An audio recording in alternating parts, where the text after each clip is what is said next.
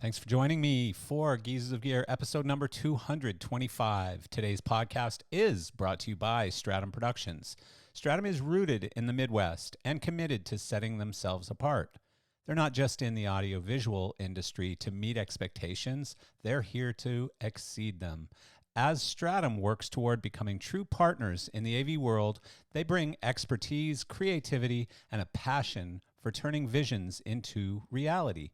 Also, recently Stratum announced the launch of their new staging arm called Midwest Stage Pros, with mobile staging to support their Midwest customer needs for professional staging solutions indoors or out. To learn more about Stratum Productions and what they offer, please visit stratumpro.com. And of course, today's podcast is also not really brought to you by, but brought to you in cooperation with our friends at Koffee Kult, who create the amazing Geezers of Gear Geezers Grind coffee blend. And so, again, I talk about this all the time. I drink it. I drink 3 cups a day. I think my doctor would probably say I should have 2. It's an amazing, amazing blend of coffee. It's really, really good. Honestly, we wouldn't have it here and we wouldn't promote it if it wasn't great. But so it starts with the foundation that it's really, really good coffee. And then secondly, which is more important, is that Koffee Kult give away all of the proceeds from your purchases of Geezers Grind to Roby Backstage, which goes out to support people in need in our industry.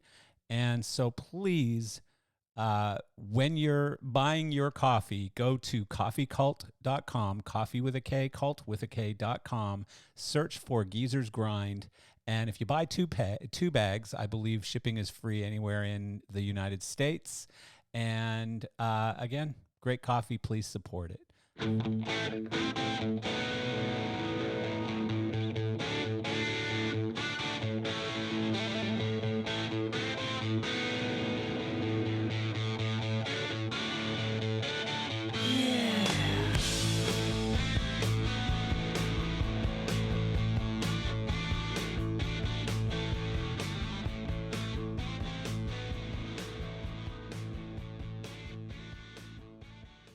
Man, I'm still bummed about that previous episode, number 224 with Eric Wade. We had such a great conversation and lost the first, I think, half hour of it. And I apologize for that. It's technology that usually works. Occasionally it doesn't. And when it doesn't, it's really, really frustrating. So Eric and I both talked yesterday after the podcast, and we said, let's do this again. Let's wind it back, basically. So we are going to do another podcast, but if you haven't listened to 224, we still got about half of it recorded. I tried to cover some of the stories of the half that was missing. And, it's not the same, but sorry about that. And I'll try not to do the same thing today. So I'm going to try and get the whole podcast today. And so today's episode is another fun one, of course. They're all fun. I love the people in this industry. I love the people who join our podcast. Many of them don't consider themselves geezers. Lots of them are women. Some of them are younger than Eric Loader's official geezer age, which is 50. And so, today's doesn't look like a geezer, but he, I believe, ages into the geezerville age. And so today's guest is John Larivie, and he's probably going to give me a bit of poking for the way that I pronounce his name, because I'm supposed to be French, but I don't talk like a Frenchman. And so John is currently the channel relationship manager for touring and broadcast at Chauvet Professional. And fortunately, I got to see him a couple of weeks ago when they opened their brand new facility here in South Florida, right next door to Roby, which is an interesting position. And beautiful building, really, really nice place. Jean was there, got to spend some time with him, which was amazing. It's always amazing. Super nice guy. I've always been a big fan of Jean. Prior to Chauvet, he held a similar role. I think it was designer relations or something at Elation. And I met Jean when he was, I think, still in his relative early days at High End Systems. When I went to High End for a brief stint back in, I believe it was 97 when I went to High End. I think he had just been there maybe for a couple of years at that point, and he was on their support team on the tech side of the business, helping to make sure that stuff kept working on shows and stuff.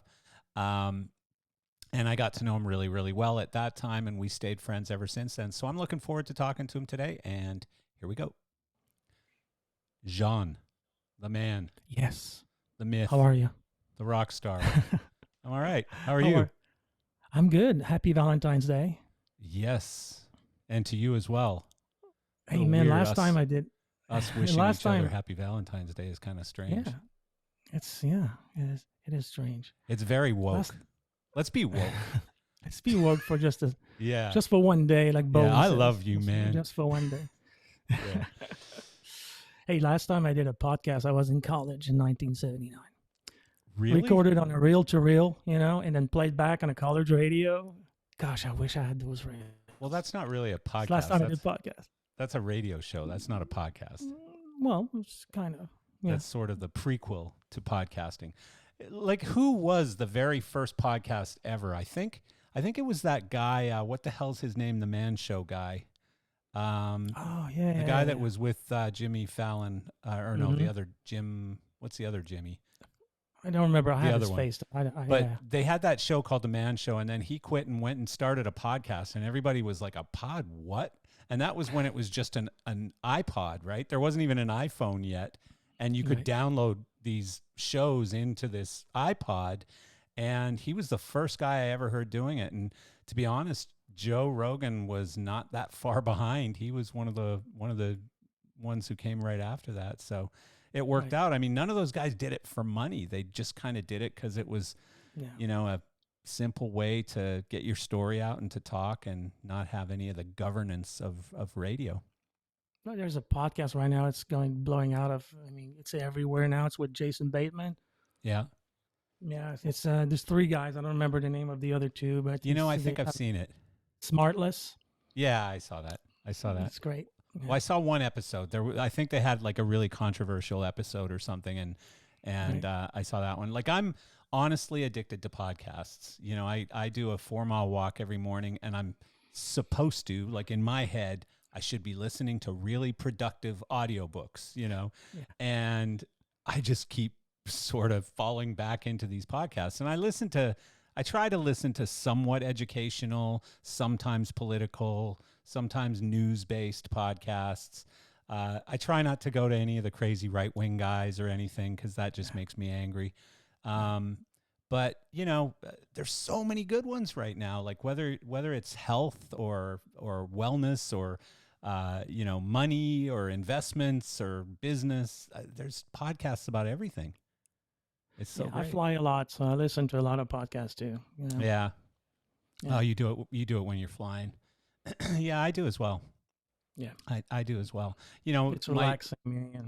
Yeah. I mean, and it's usually pretty light too. So like, they're not too intense. They're not too structured.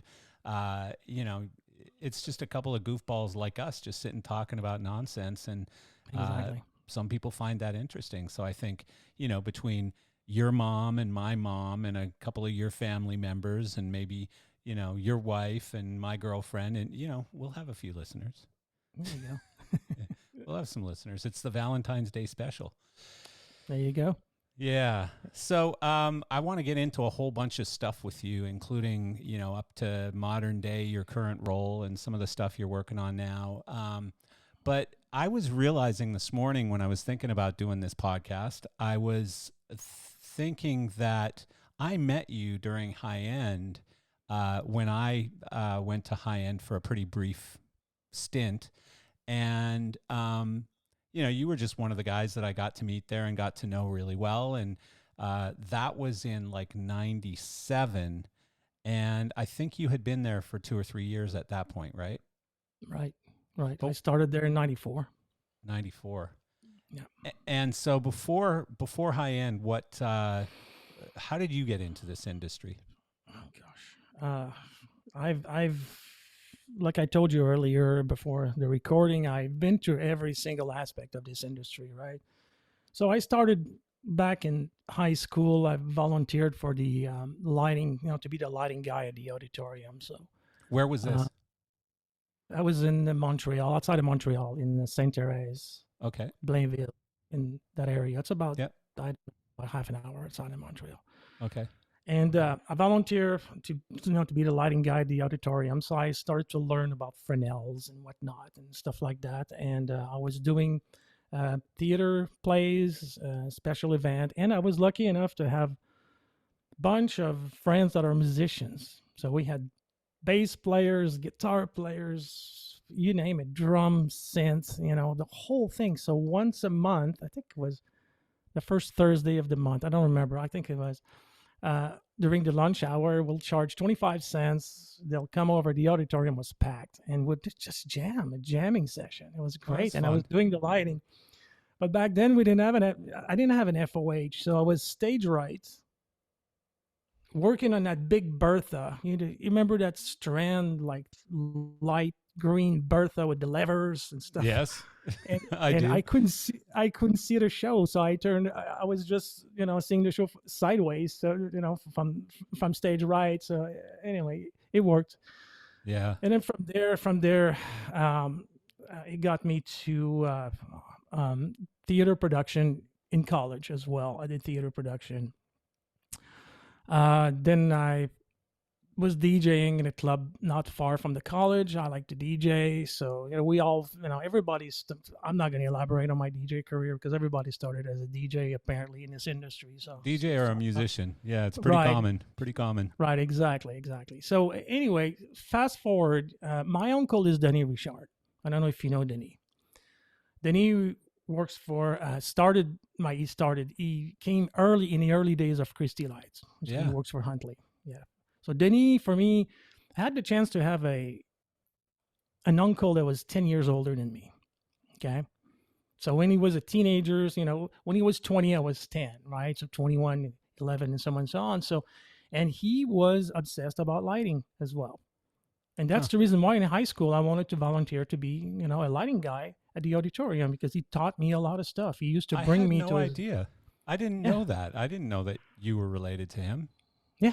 Huh. Well, a lot of people don't know that because when I had started no in the idea. industry, I never used his name to be where I am right now. And Why he was not? happy about that. Well, because I didn't want to say, oh, my uncle's Denis Richard. Oh, yeah, okay. Well, I didn't want. You want to hear a funny story? So when I was a musician going through school and then leaving school and being a musician, there was always this producer named Bruce Fairbairn.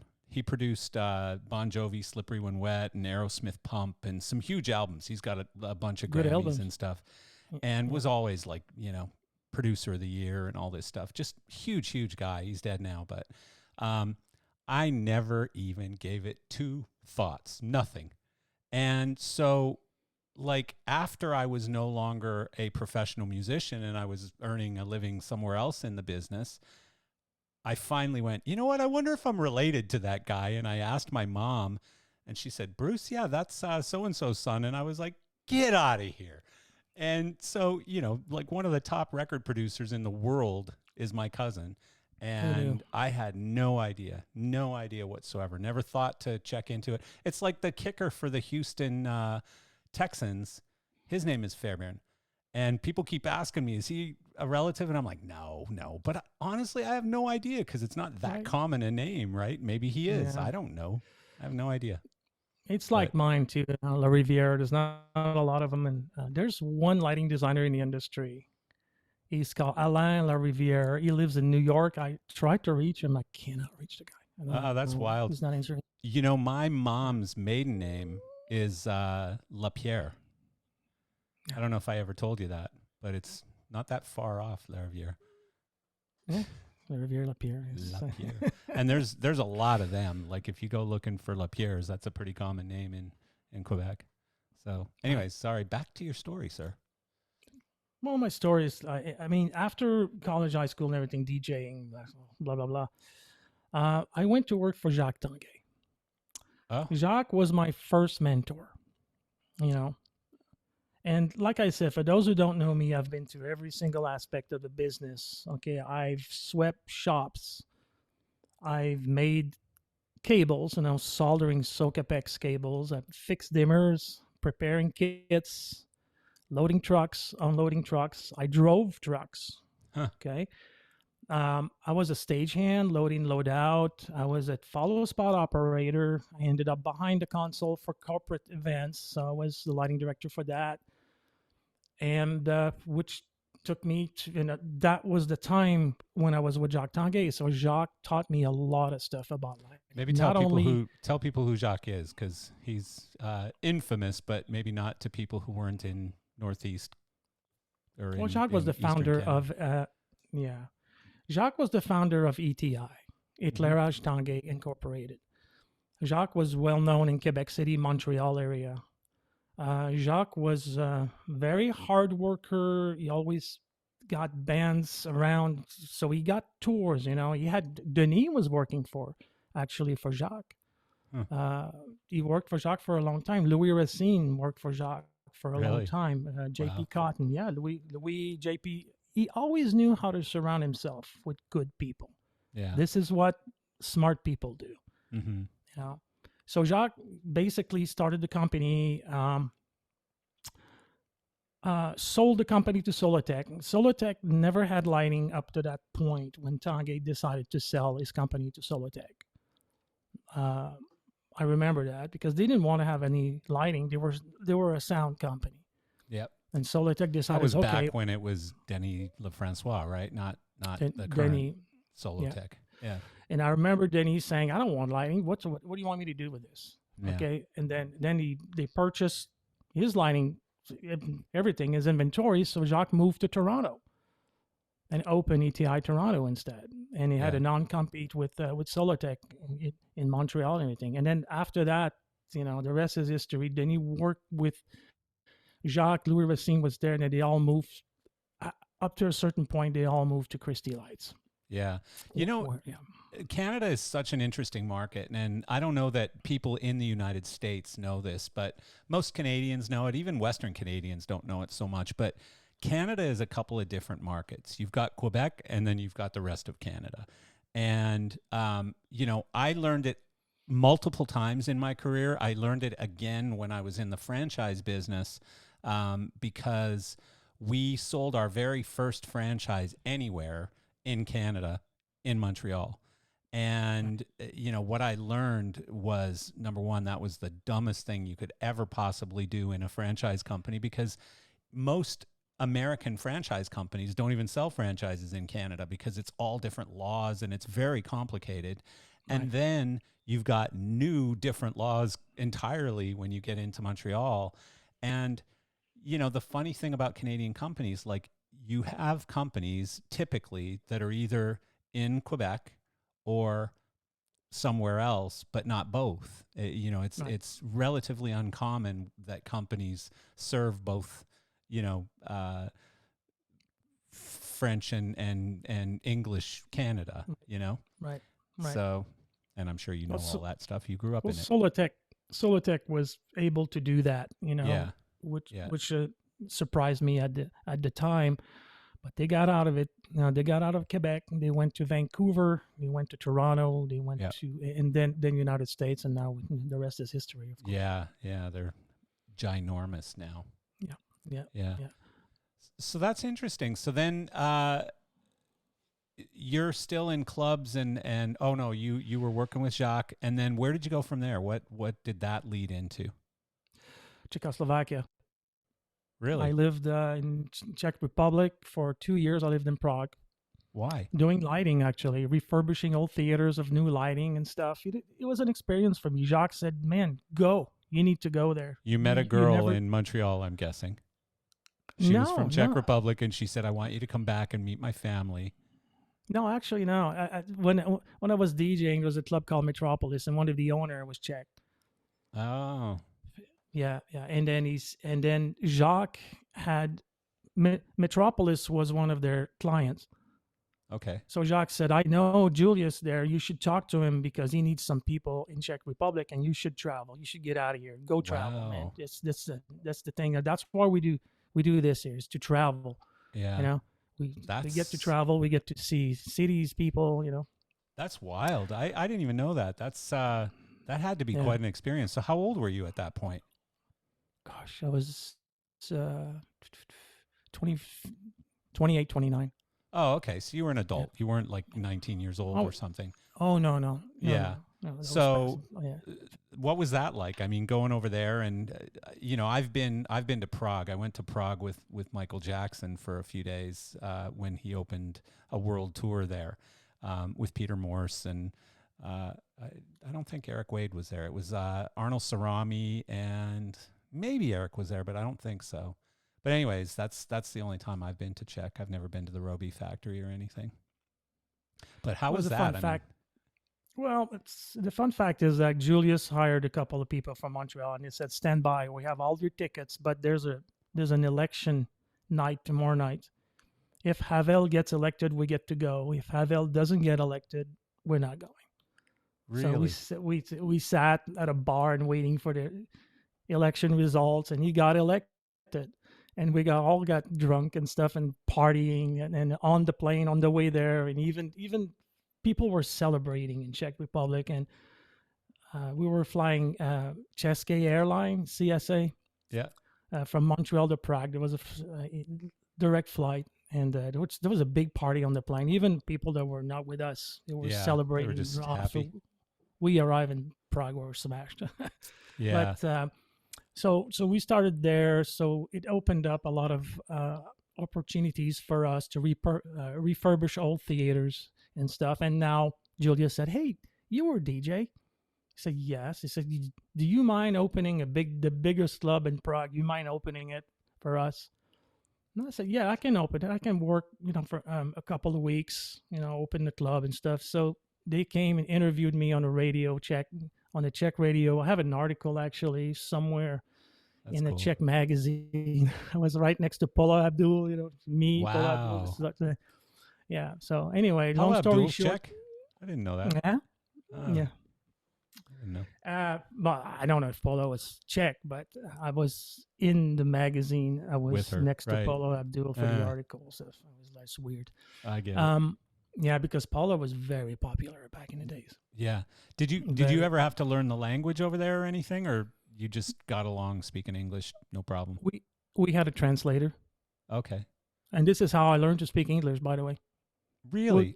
So at the time you only spoke French?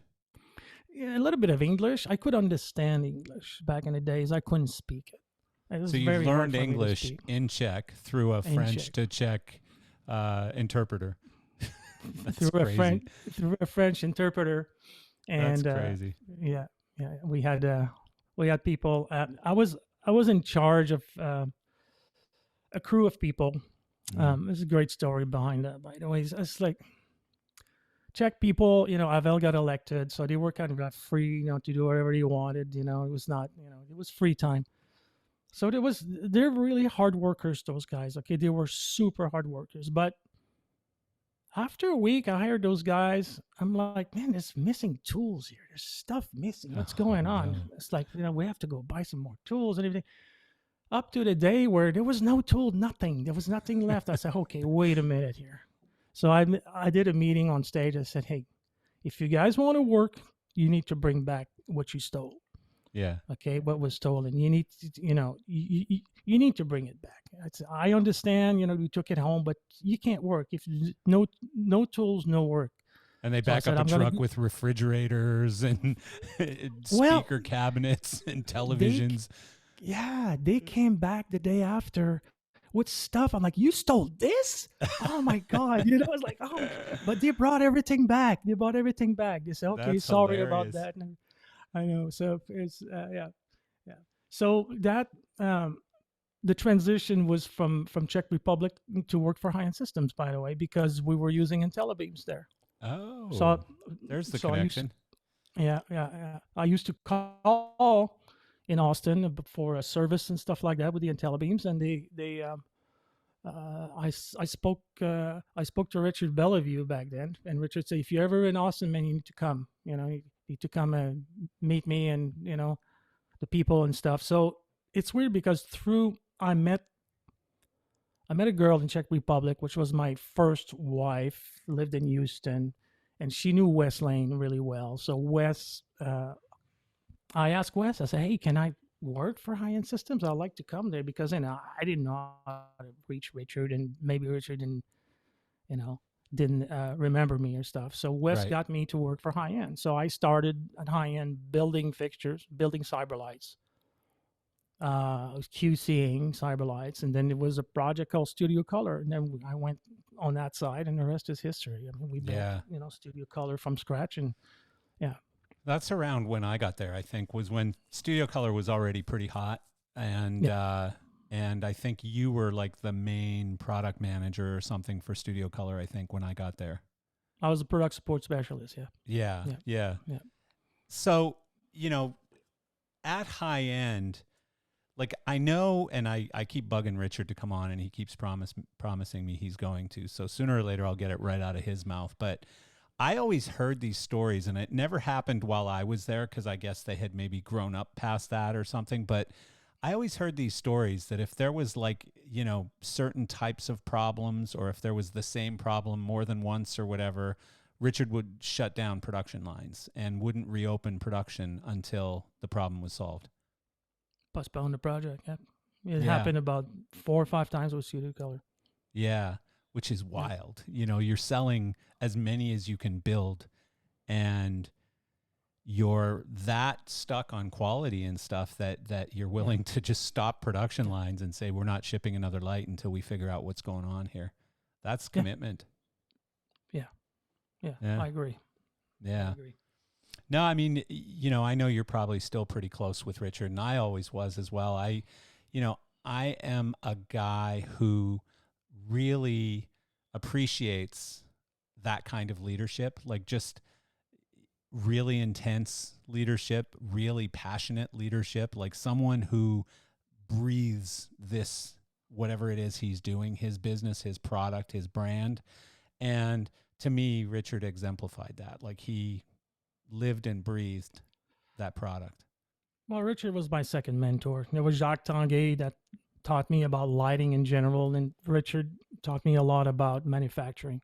Yeah. He says, and he was obsessed with quality. So I learned at the right school. Yeah. He was obsessed with quality, and he was also obsessed with customers, like especially designers. Customer service. Talk about listening to what the designers wanted. And I mean, they strayed obviously when they built products like the X-Spot and stuff, but that was just in a panic necessity. Oh no, Martin has the Mac 2000. We need to come out with something quick.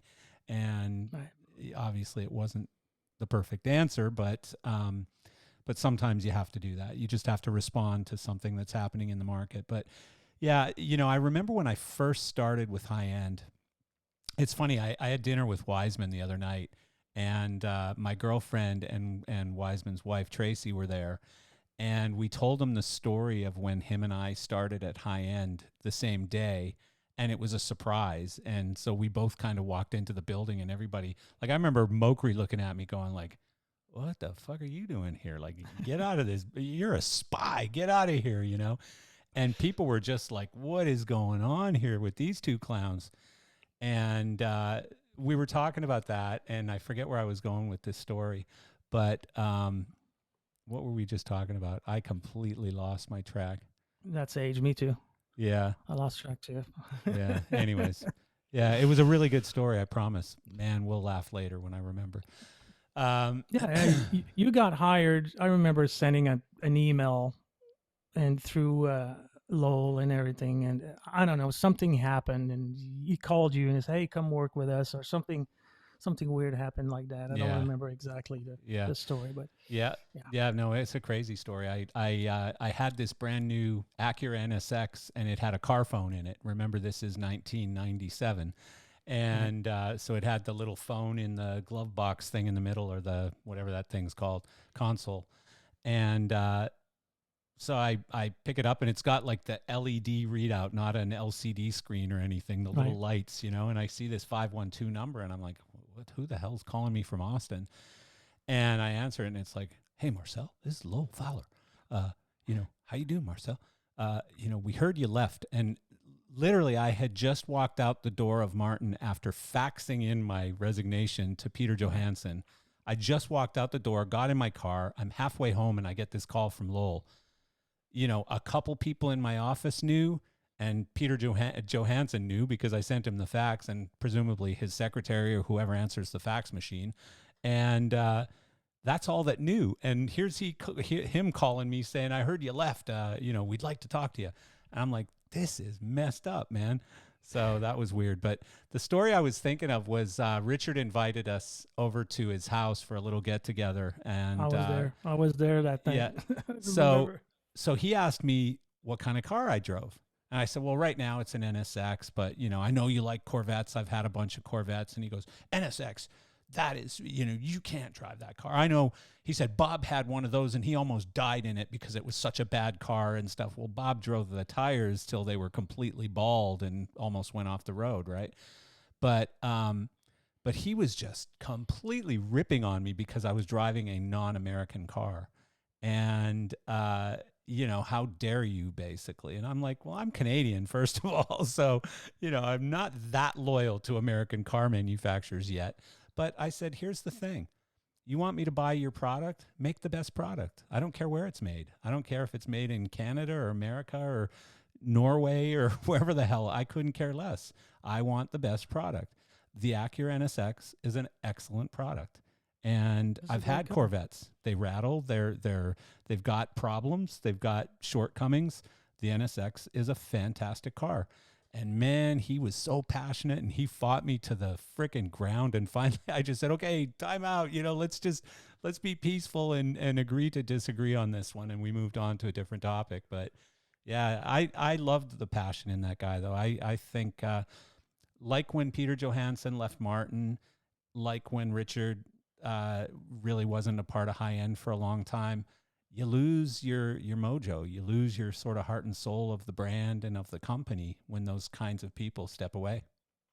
Right. I don't like agree. it.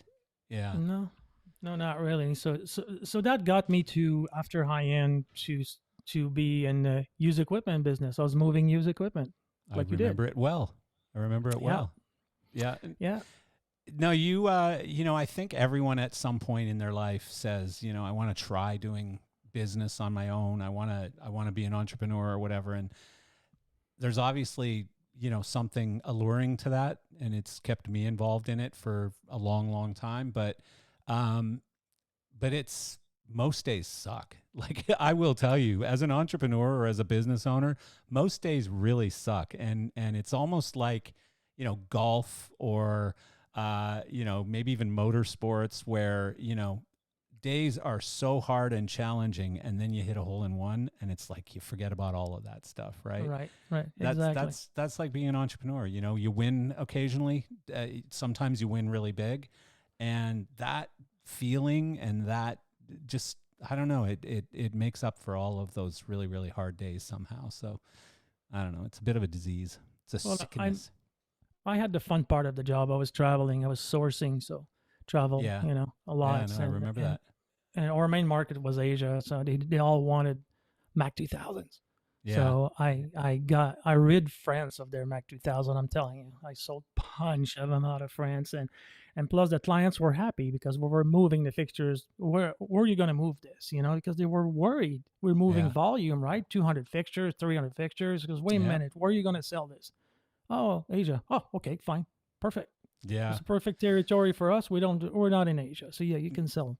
Yeah, no, I remember it so well when you guys started doing that, and it was a very different business model than mine, but obviously we bumped into each other quite often because of the size of the deals that you guys were working on, and oftentimes we knew the same people, we were involved in the same deals, and so yeah, that was a lot of fun.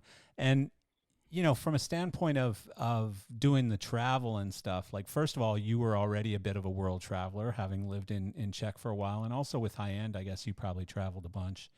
90.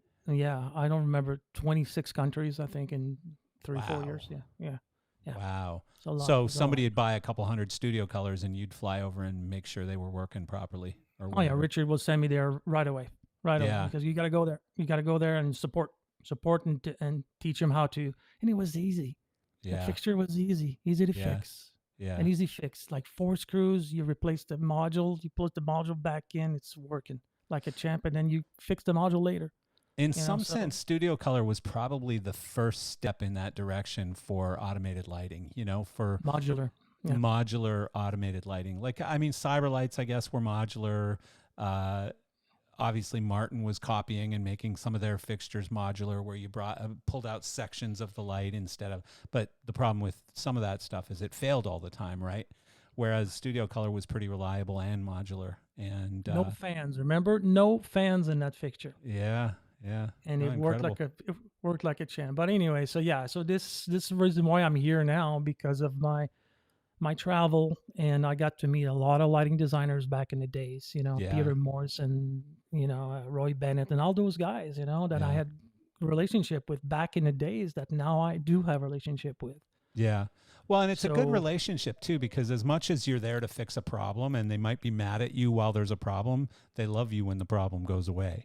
And, you're the fix it guy and everyone loves the fix it guy. So it's a good position to be in. I have a great story about that, because I knew Studio Color like the back of my hand, right? We worked night and day. I mean, wow, a lot of hours. I did 1 year. I did 1,100 overtime hours in 1 year. Jesus. I know it was weird. That's a lot of Um, hours.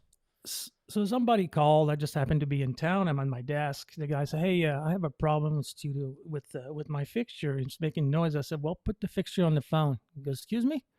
I said, "Put the fixture on the phone." He goes, "Well, I don't have it next to me right now, but I can call you back." I said, "Well, call me back." So he calls me back, and I said, "Okay, so let me listen." So, I listened to the sound. I said, "Okay, it's this." I don't remember exactly what the problem was, but I told him it's this, this, and this. The guy said, "Okay, all right, man, bye." So 45 minutes later, I get a phone call. The phone rings. I said, "Hello, this is Jean." He goes, "F you, man. F you." I said, "What? What did I do?" He goes, "You fixed the problem. Yeah. Listened over the phone, listened to the noise the fixture was making. You knew exactly what the problem was." I said, Yeah. yeah, You pretty know much. what? I mean, you spend that much time with that fixture and Yeah. you've seen most of them being born, on the factory Yes. floor. And Yeah, from scratch. Yeah. One of the things that was so interesting about the early high-end days, and I remember getting there and seeing this and going, how does this work, was that they had all those little buildings and, you'd have to get parts from over here, bring them to assembly line over here, bring something else from over there, bring the finished product down there, then take it over there to ship it. I mean, it was just like constantly moving between all of these different buildings. Right. And it was a funny business park too, because Dell Computers was expanding so quickly at the time too. So every time one of those little buildings was available, High End and Dell were fighting over it because they were both trying to grow at the same time. And obviously Dell would win most of those arguments. But yeah, it was neat. I mean, High End, I was so weirdly excited when I started there because, yes, they were the competitor. Yes, it felt like I was walking into, the bad guys clubhouse or whatever. But like I had such an appreciation and a real respect for what High End had done. Like they were not a formidable competitor, but a company that, in my career, I could never get past because I had, garbage compared to what they had. Like I didn't have near the product that they had to sell. So I had to be really, really nice and really humble at the time and Right. kiss a lot of ass to make people buy RoboScans instead of Cyberlights. It wasn't easy. Yeah. Yeah. So that's basically where, what it got, it got me to. After the used equipment business, it got me to, I'm here at Chauvet now. Yeah.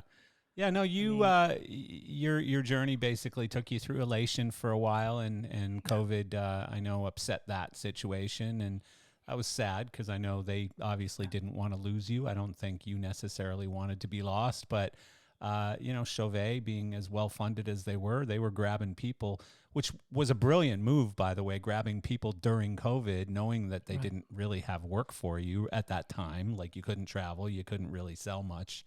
But it was a good move because coming out of COVID, everybody was going to be gone. Everybody was going to be positioned somewhere else. So they got a real winner out of that deal.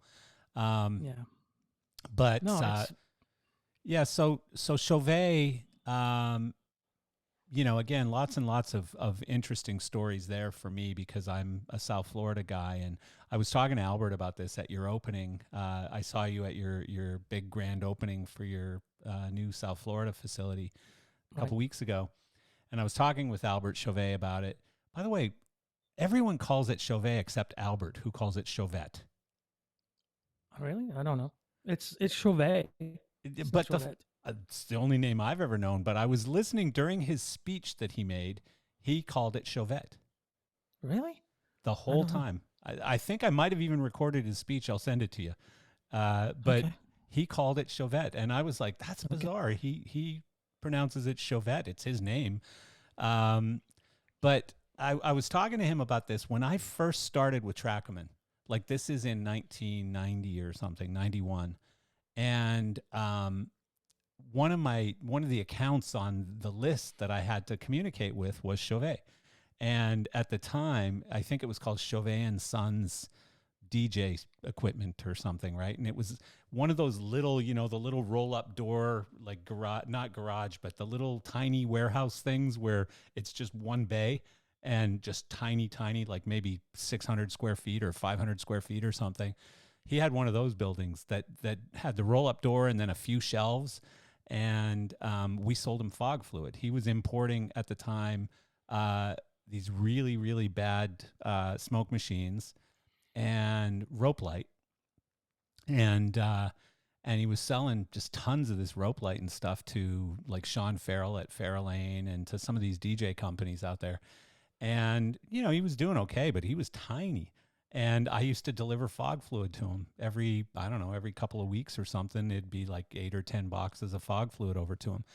And, to see what that company has grown into today is just unreal. It's massive.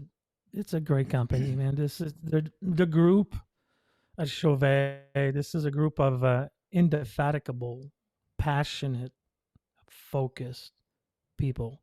Yeah. And it starts at the top. And Albert's a genius. He's a businessman. He lets you work your magic up to a certain point because there's a great synergy, but there's a plan of action at Chauvet. There's a focus. Yeah. And we have the fixtures. We're very competitive. And it's adopted by more and more lighting designers. Yep. So yeah, it's a great company. Yeah, and again, there's only 2 companies that I'm aware of who have sort of made, well, 3. I mean, the original Martin was a DJ lighting company, and Mokri made sure to remind us of that every time we went up against him. Oh, aren't they some club lighting disco company or something? And Martin made it out of that hole. Obviously, American DJ / Elation made it out and are a very professional company as well. And Chauvet, you guys were all sort of these import DJ companies. And then all of a sudden, and I'll tell you where I noticed the transition. Going to LDI and seeing the Martin and high-end booths and Claypaky booths getting smaller and Chauvet and Elation getting much larger. So they went from being the little booth out in the back corner to being the big booth up front, and Martin was now the little booth in the back corner. And I was like, whoa, something's happening here. Roby started like that too, Roby started as a OEM manufacturer. Yeah, absolutely. Yeah. I remember having that conversation with Joseph Valchar at Roby at the Rimini show in Italy. Were you ever at the Rimini show? Did you ever go to? Yeah. Oh my gosh, I got stories about that, but we're not gonna talk. No, you don't want to talk about it? Boy, oh boy, no. Yeah, no. I got it's some stories it's too. by the beach, right? The Rose and Crown. What was it called? That pub, the Rose and Crown, or Crown and Anchor. Rose and Crown. No, I think it was a Rose and Crown. What? One of them. Yeah. No, that place was great with the wild looking trannies in there, like one of the most beautiful Italian women I ever met in my life was a man. Right. And it was in that bar. And I just happened to be with a bunch of industry guys who were laughing their asses off at me because I didn't know the difference. And Well, Remini was in March, right? So this is yeah, where every single manufacturer were running their prototypes. that was the start of the cycle of trade shows, Yes. right? Yes. Yeah. And you could smell burned plastics and Yeah. electronics, blow up cards. It's Yeah. everywhere in that trade show space, you know, because Curtains were closed until like No, 9 yeah. a.m. because they were Yeah. working on lights and rebuilding them and stuff overnight. They were all prototypes, you know. If Yeah. you wanted to see what the future looks like in the lighting industry, go to Remini. Yeah. Yeah. Speaking of which, were you with High End when they had that Cyberlight problem, the Cyberlight launch year at No. LDI when there was a bit of a smoker? No, I wasn't there. Yeah, that was problematic. No, you know, again, back to Chauvet. So, you know, to me, like over the past probably 10 or so years, it's been so impressive to see the companies who, like right now, every light is amazing. You know, whether it's Chauvet or Ayrton or Clay Packy or Martin or whoever, they're all really, really good. And back when you and I started, and more so me, it wasn't like that. Like these lights were sometimes quite shitty, not very reliable. You know, you were constantly opening them and fixing them and changing things and whatever. These new lights are just built so well. They're so good. Oh yeah, that's there's a lighting designer was talking to me. I went to the Sphere show a couple of weeks ago, and the U2 thing. Yeah, and afterwards we went to a pub for drinks and food, and he was telling me, he said, a light's a light at the end of the day, right? It's very comparable everywhere. At the end of the day, it's about pricing and relationship. Yep. He said that's all it is. Yeah, that's not false. You know, it really does come down to what's your deal and who are you buying from? Who are you calling when you got a problem? You know, and do you trust that person, I guess? No, it's a good point. And not only are all lights good, but everyone basically has the full line. You know, everyone's got the wash, the spot, the profile, the this, the that, all of the different line. And so, you know, you just basically choose the people who you want to do business with. And at the end of the day, that's what's important. That's why every company now has a Jean, you know, and maybe not as good as Jean, but every company has to have someone in that role of designer relations and you know, someone who can massage those relationships and manage the network, you know. Oh yeah, we got to constantly stay in contact, you know, with old friends and new friends too, you know, because we're trying to appeal to young designers as well, and all manufacturers for that matter. Everybody's trying to appeal to young designers now. They're the future, right? So it's interesting. It's a fun job I have because it's a relationship job. Yeah. It's an ambassador job. You know, I act like as an ambassador when I travel and stuff, and you know, representing Chauvet and which is a lot you know, of dinners. A lot of dinners, a lot of conversations, a lot of dinners, a lot of Yeah. activities and stuff like that. Yeah. It's good you don't drink anymore because it's so easy to become an alcoholic when you're traveling for business like that and taking people out to dinner every night. Unbelievable. Yeah. Yeah. It's too easy to fall into that lifestyle, you know, where it's like, okay, I'll just have 2 drinks tonight. And next thing you know, it's 5. And too much of a good thing, man. Oh, 100%. 100%. I get it. So your role today, I explained, I think, in the intro that, you know, really, again, it's down to designer relations and being an ambassador for the brand and stuff like that. So it's global? It is global for now. Yeah. Because I have so many relationships, you know, a lot of relationships in Europe, in the UK as well. Yeah. In the Middle East and stuff. So I travel a lot. I keep traveling. Yeah. Yeah. What percentage of the time are you traveling now? 80%. Really? Yeah. And you're somehow maintaining your home life? Yeah, the home life is fine. The kids are grown, you know. Yeah. It's just, we're okay with that. Yeah. No problem. Huh. Yeah. That's cool because that always takes a special partner. You know what I mean? To accept that. You know, the Yeah, fact and that I you're going love to be my gone job. 80% of the time. Yeah. And she knows, and Lindy knows I love my job. So I Yeah. travel. I don't mind traveling. I don't mind doing anything. You know, I book Yeah. my own hotels and my flights and everything. Yeah. And it's fun. It's fun traveling because it's a fun group of people. This industry is great. It's Yeah. absolutely great. Good people out Yeah. there. Unbelievable. Yeah, no, it's not Unbelievable. like you're going to visit hardware stores and take out your notepad and take orders or whatever. No, it's Yeah. all about relationships and just enjoying those situations and stuff. You're right. I mean, at the end of the day, that's the foundation of all of it. The travel part, though, like, and for me, I think it's harder now because I don't travel as much, and so I don't have all of the good loyalty stuff that I used to have with the airlines, and so upgrades don't come as often, and you know, sometimes when you work for larger companies, they have deals where, like, you know, anytime you go over a certain number of hours, you fly in business. I've had those deals in the past, and I've paid for it myself through my own company, but you know, it's one of those expenses that now, like, business class tickets are $8,000 to $10,000 now. It's crazy, you know.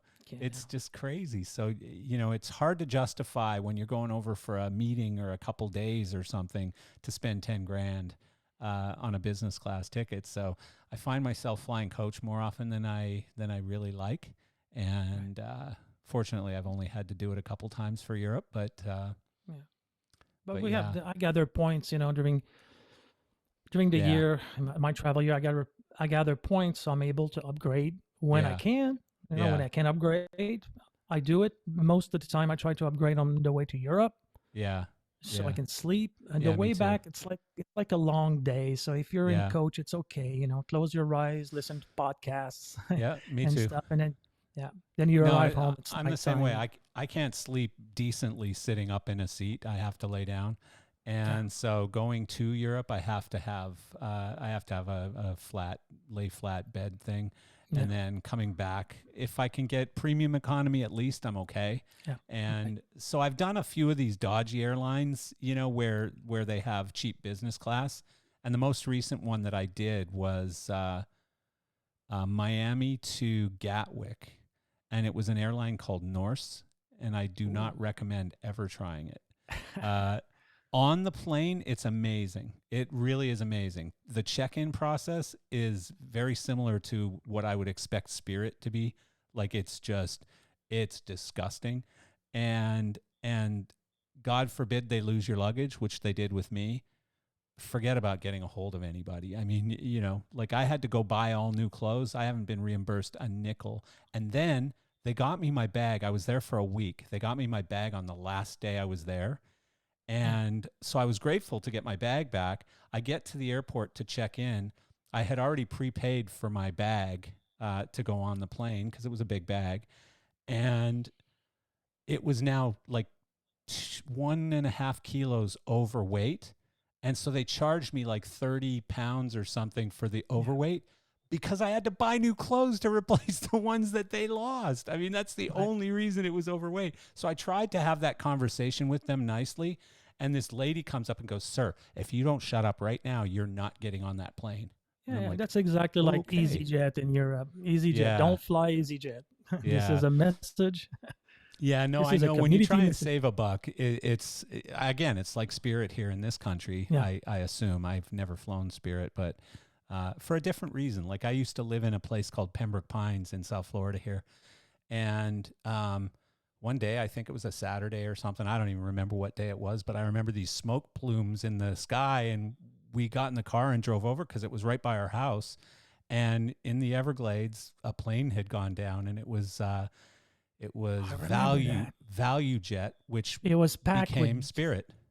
the batteries because of I those think it was batteries, aerosol right? cans or something. I don't remember what it was, but it was something that caused it to blow up. But yeah, so you know, just seeing that plane down there on fire and the big smoke plumes and stuff.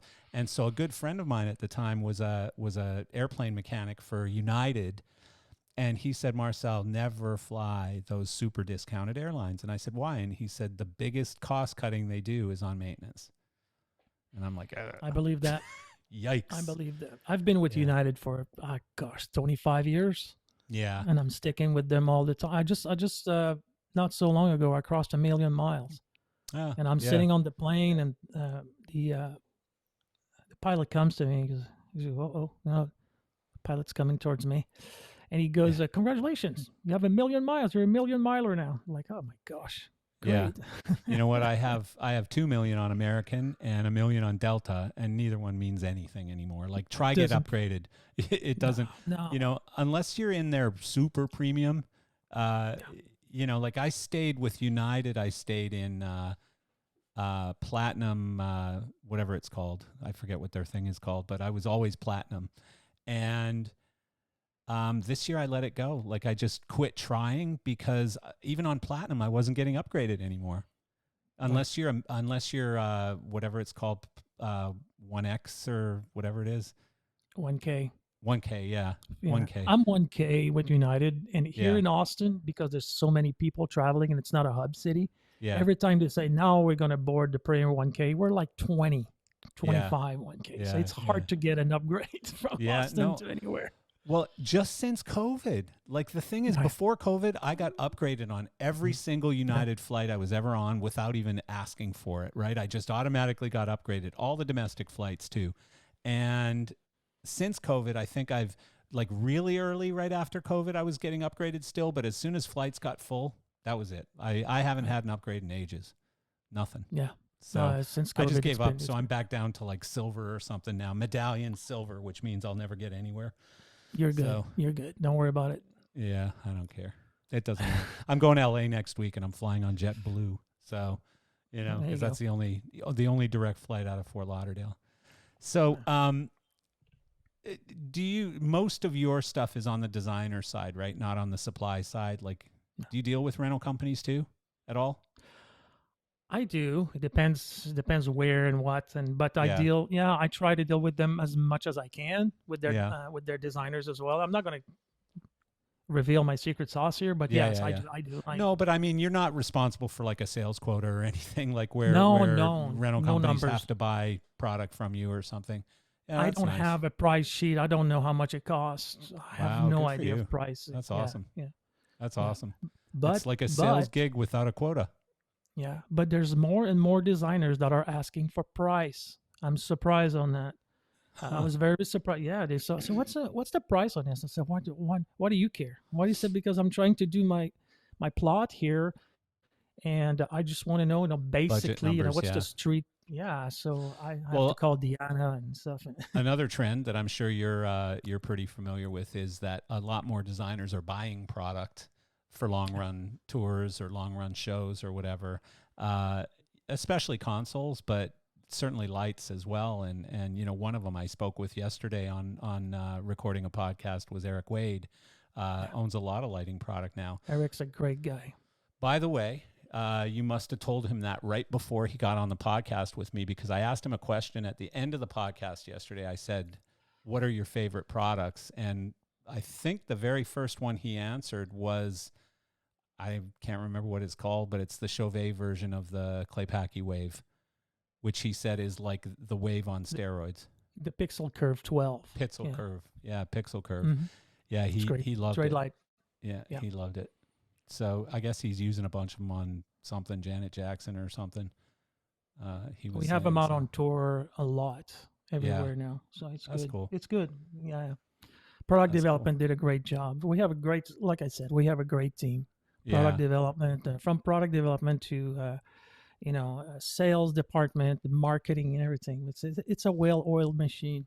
I like it. Yeah.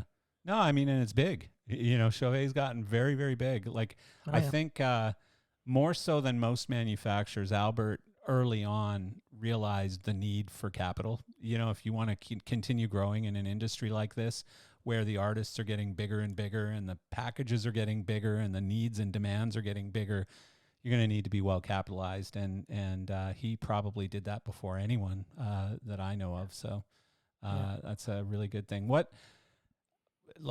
Other than having 100 competitors these days in the automated lighting world, which does make it tougher because, again, back in the day, as old people say, it was Martin, High-End, Verilight, Claypaky and Comar weren't really a thing at that point.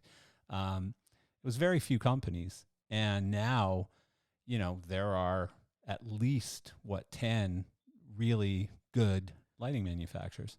Yeah.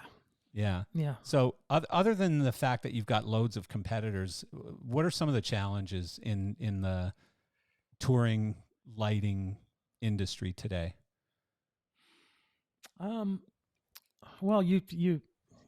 I don't know. It's there's a lot of challenges, but one of them is availability of product, right? So it's Yeah. always when we release a product, let's say at LDI. So LDI is kind of late because the tours are starting, the designer is starting to design their tours for the year after and everything. And then they come to me and they said, when is this available? Oh, gosh, I don't know when. So we don't know, right? Sometimes it's in March, sometimes it's April, May, June. It depends. So it's hard because designers are usually after the new stuff, the newer stuff. What's new here? What can I use? What can I do? So that's one of the challenges to get it out on time. Yeah, And, you pretty much have to have product out in January to hit the spring touring stuff, but that's right? hard. That's hard because of Chinese New Year and stuff like that. So it's super hard to do that. And but it's timing. That's the challenge. Yeah, no, that's a big one. What about even just like this? I know this is going to sound stupid, but the size of the packages now, like the fact that when we were at High End or Martin or whatever, a big package was 100 moving lights. Like I'm selling you 100 cyber lights to put on this show. That was a big package. Now you're getting shows with 600 and 700 and 800 fixtures, right, quite easily. And so, again, from a capital and resource need standpoint, a stock need, which also falls in line with resources, that's got to be challenging, I would guess. But it's sort of the same answer. Right. Stock. Right. Yeah. Stock. Yeah. Absolutely. Well, and when you're building overseas, it's much harder because you can't just ramp up the production lines and say, let's build twice as many for the next 4 weeks or whatever. It's not quite that easy. So I get that one. Yeah, that's tough. Yeah. So what do you think is different in the industry today than when you were at High End? Like, other than what we just talked about, like the size of the shows is obviously a big difference. Again, we went from 100 moving light and maybe 200 or 300 park hands was a big show to now several hundred or 1,000 moving lights plus LED screens plus. So what are some of the nuances, some of the differences today in the industry? I think one of them is faithfulness, being faithful to one product. It doesn't exist anymore. I mean, back in the high-end days, we had dealers, high-end dealers. You couldn't sell Martin in high-end and playback. No, it was Either almost you were impenetrable. Exactly. So there was a lot of faithful, everybody had their own group of people. Brand buyers. Loyalty. Yeah. Exactly. Now it's all over the place. Yeah. So no, this is that's one a good change. point. That's a good point. So now does price become much more important than it maybe used to be? Because now, like, to try and break into that situation, you might need to be more price competitive or whatever. Absolutely. Yeah. Price and availability. If it's a very different fixture than others, the price is probably not an object, but it's very rare. Yeah. Most of the time it's the price. Yeah. The price point, because like you said, everything, there's so lights are reliable now.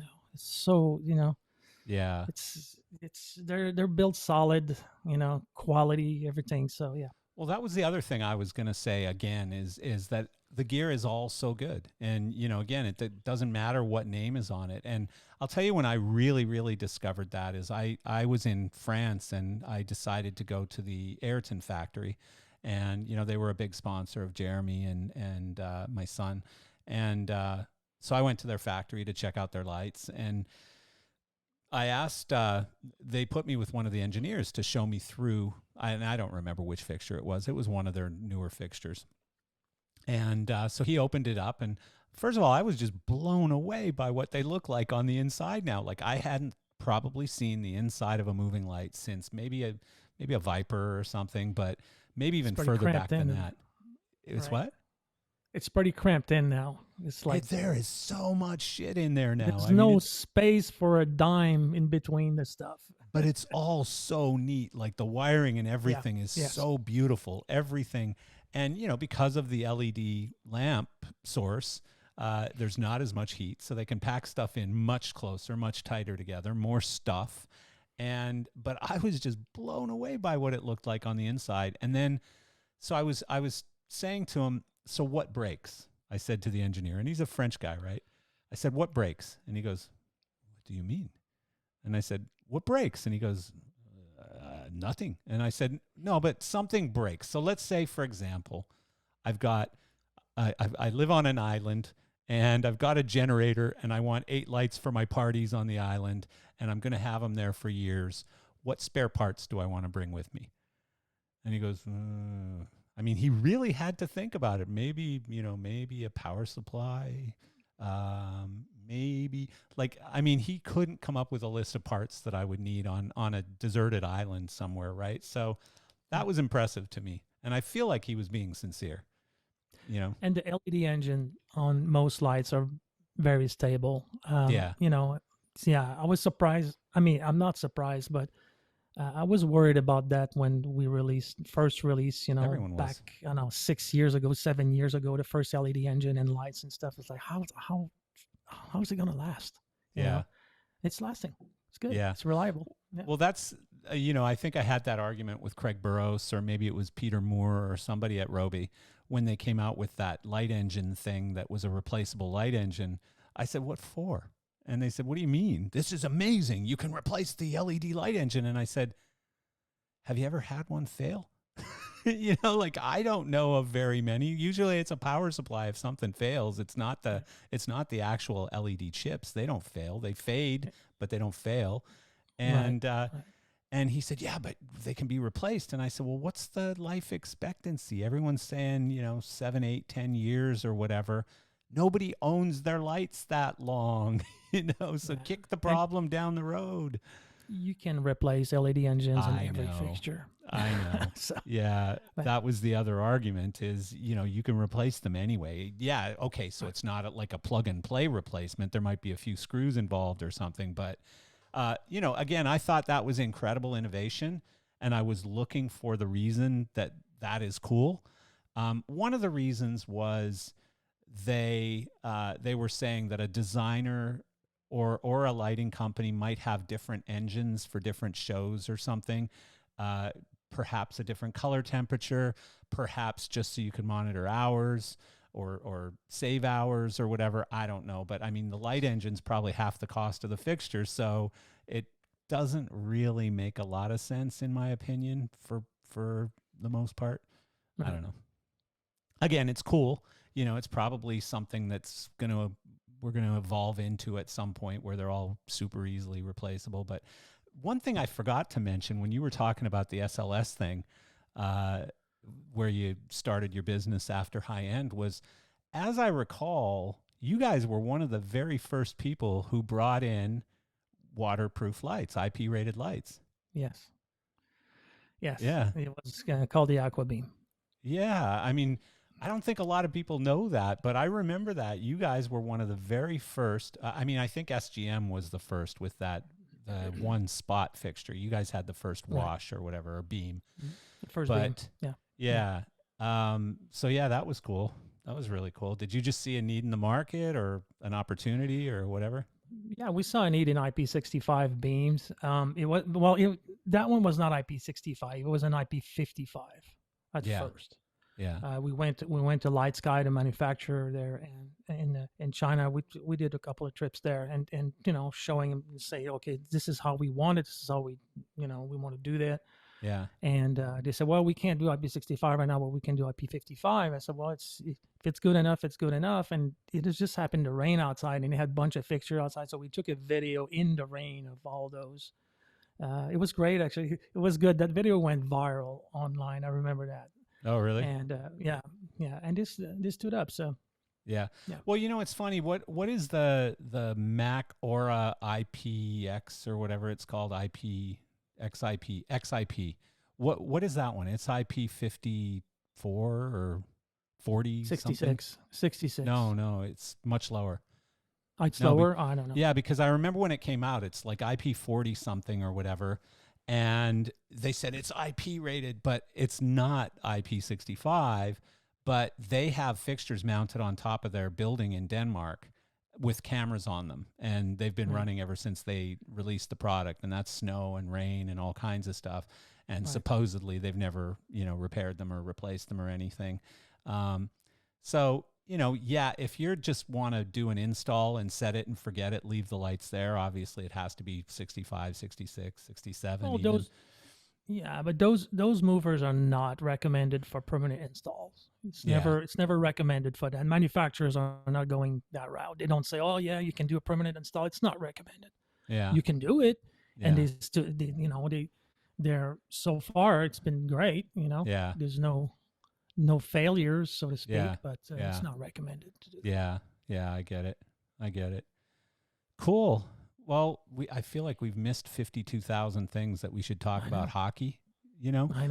Before we started recording, we were talking about the Stanley Cup and how shocking it is that this viral, young girls cup apparently, or maybe all people cup. I don't know. I don't know any men who have them, but maybe they do. But it's like the most viral retail product right now, and it's called the Stanley Cup. And you said that the NHL sued them. Yeah, they added an S now. It's called Stanley Cups. So it's not Stanley Cup. So I've been in an IP battle for my life, and what I would say is they must have the same lawyers as Google has, because if they got away with that, just changing it to an S, because Google stole my trademark and got away with it, and even in the final judgment says, yeah, we acknowledge that they stole your trademark and that they do have damages and blah blah blah, but we're not giving you any money. There's also a product, if I'm not mistaken, there's a Stanley product. They do tools, they make tools and stuff, right? Yeah. So I don't get the fact that they would call it Stanley to start with. No, because brand names, it's like you can have Chevy's restaurant in Texas there or whatever. Don't you have a Chevy's? I don't know.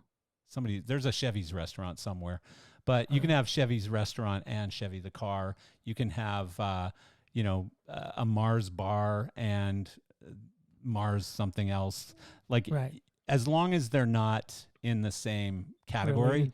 Yeah. If they're in the same, it's called a class. If they're in the same class, then the patent office will not issue you a trademark for something in the same class. But if it's totally, like if it's Stanley, over here and Stanley way over here, but Stanley Cup, that's just an identical ripoff of the name of the, I'm going to put out a Super Bowl and I'm going to go viral with it. It's just going to be a bowl that's freaking super, Actually, the name Super Bowl came from a Super Ball.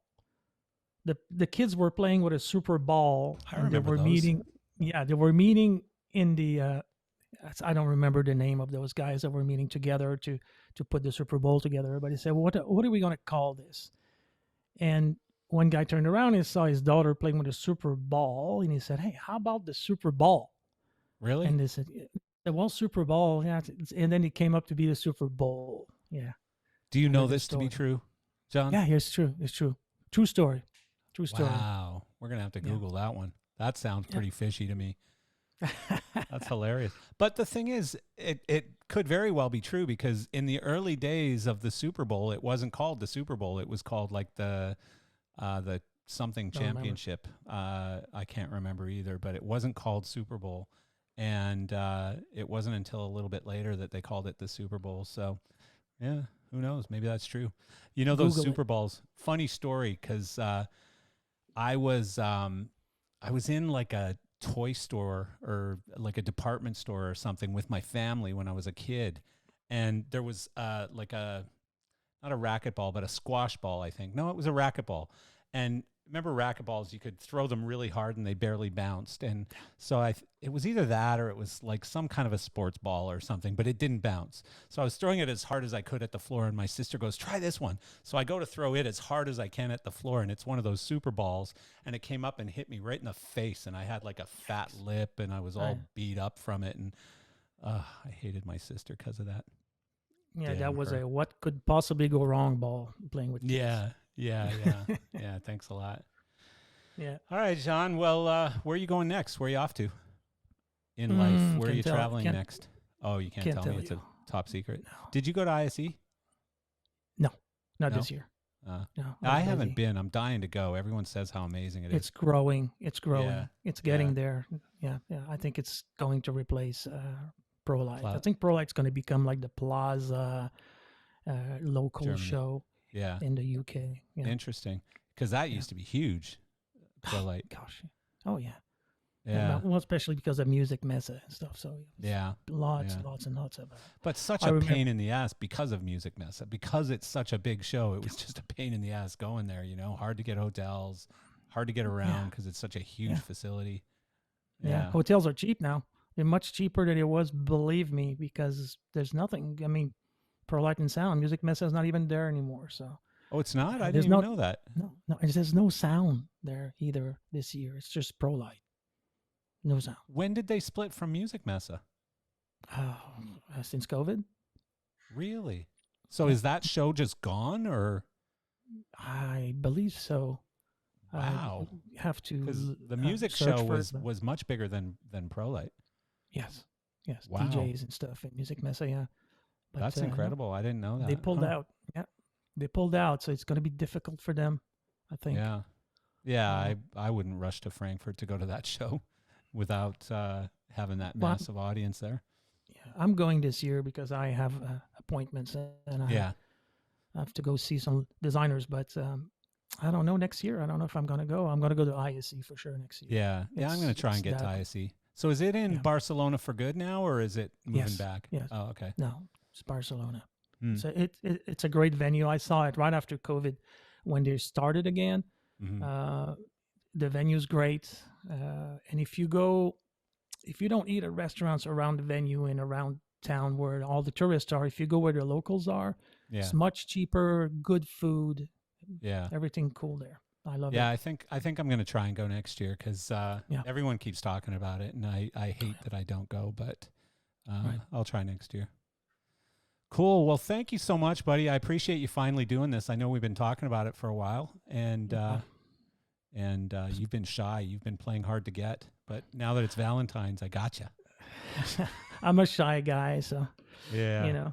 Yeah, I've always known you as a shy guy. You don't like to talk or nothing. Oh, this went well. No, it's all good. Yeah. All right, my friend. Well, I hope to see you soon at a hockey game somewhere.